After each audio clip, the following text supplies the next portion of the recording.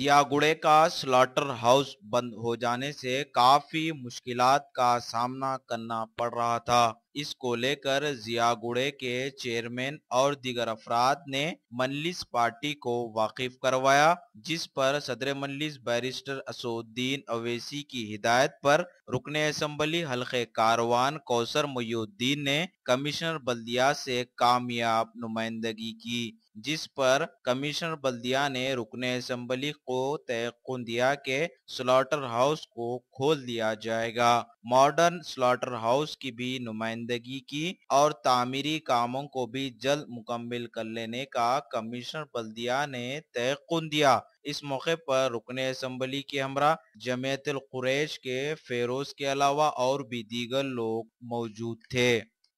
आज सदर मोहतरम की हिदायत पर GHMC कमिश्नर से नुमाइंदगी की, ख़ास तौर से जियागुड़ा स्लॉटर हाउस का जो पिछले 8 दिन से बंद किया गया, उस ताल्लुक़ से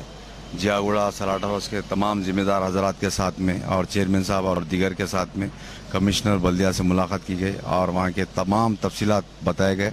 जिसके बाद उन्होंने तयक़ुन दिया इंशाअल्लाह आज शाम में 5 बजे के बाद उन तमाम ऑफिसरों से बातचीत कर मुझको फ़ोन पर इत्तला दी जाएगी और इंशाअल्लाह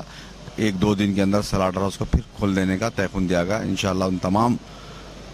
जो परेशान हैं जियागुड़ा स्लॉटर हाउस के, वहाँ के जो बिजनेसमैन, जो कारोबारी, छोटे मोटे कारोबार करने वाले, उन तमाम को मैं मुबारकबाद देता हूँ। और ख़ास तौर से चेयरमैन साहब बहुत परेशान थे उस ताल्लुक़ से 8 दिन से। पिछले आज सुबह भी आए थे ऑफिस पर, जिसके बाद कमिश्नर से मैं फ़ोन पर टाइम लिया, आज यहाँ पर आए कमिश्नर से, बहुत तमाम तफसीलात रखा गया और इंशाअल्लाह उन्होंने मुझको फ़ोन पर इत्तला दी है 1-2 दिन के अंदर इंशाअल्लाह स्लॉटर हाउस खोल दिया जाएगा।